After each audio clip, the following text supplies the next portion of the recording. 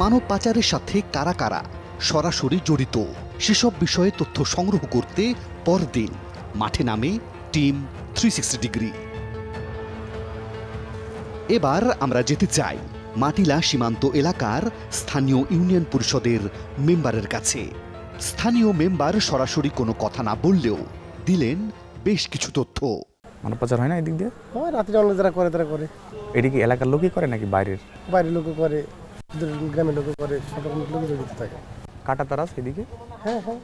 তাহলে পার হয় কিভাবে? নিউতলাতে কাটা যাচ্ছে, আমাদের মাঝখানের মাঠ যদি মাঠটা কাটাতার নাই। ওই দিক দিয়ে পাচার হয়? সাধারণ পাবলিককে আপনি জিজ্ঞাসাবাদ করতে পারেন। মেম্বারের কথা মতো স্থানীয় কিছু বয়স্ক মানুষের সাথে আমরা কথা বলি। চোরা কারবারি যে একেবারে হয় না এ কথা বললে তো আমার মিথ্যে কথা বলা হবে, কারণ তা বলবো কেন? কিন্তু হয়তো আপনারা বলছেন যে এই গ্রামে কারা কারা করে, তাই না? এই কথাটা বলা যায় না। আজকে দেখা যাচ্ছে যে আমি ডাইরেক্ট বললাম যে অমুক অমুক করে, তাদের নাম ধরে বললাম। এবার আমার তো গ্রামে বাস করতে হয়, তাই না?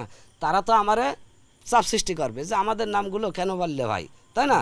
এই কারণে বলা যায় না। তবে যদি নাকি প্রশাসন যারা এই বর্ডার সীমান্তে প্রহরী যারা আছেন এরা যদি একটু সচেতন হয় তাহলে এগুলো হওয়া কখনোই সম্ভব না।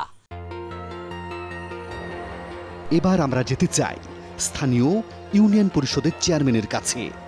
আমাদের সামনে chairman Mohammad Salauddin.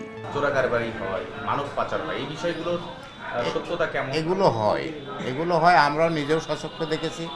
মাটিলা BJP camp headquarter সেটা, সেই জায়গা দিয়ে লোকজন আসা যাওয়া, লোকজন যায় এবং আসে, এবং ওই জায়গায় স্থানীয় কিছু লোকজনের শেল্টারেই এগুলো যাওয়া আসা করে। তারা সোর্স হিসাবেও কাজ করে, বিজেপি সোর্স হিসাবে কাজ করে।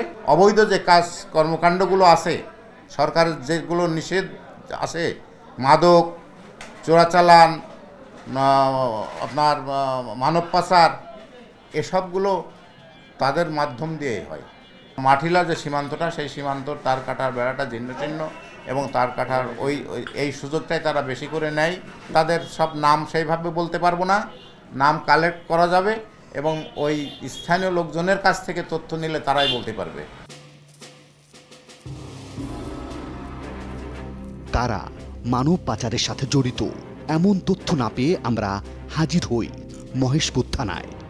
বেশ কিছু মানব পাচারকারীর তথ্য পাওয়া গেল, তবে আনুষ্ঠানিকভাবে কোনো কথা বলেননি ভারপ্রাপ্ত কর্মকর্তা মাহবুবুর রহমান। থানা থেকে পাওয়া যায় মানব পাচার প্রতিরোধ ও দমন আইনে দায়ের করা মামলার তালিকা বলছে সীমান্ত দিয়ে মানব পাচারে জড়িত ঝিনাইদহের মহেশপুরের জাহিদুল আর আনিচুর, পাতিবিলা গ্রামের কিতাব আলী, মাটিলা গ্রামের লালটু মিয়া ও শরীফুল ইসলাম, লেবুতলা গ্রামের রবিউল ইসলাম, রফিকুল ইসলাম আর মোহাম্মদ সালাম, সোনাইডাঙ্গা গ্রামের মোহাম্মদ জনি, পলিয়ানপুর গ্রামের আলমগীর হোসেন, শরীফুল ইসলাম আর জাহাঙ্গীর আলম।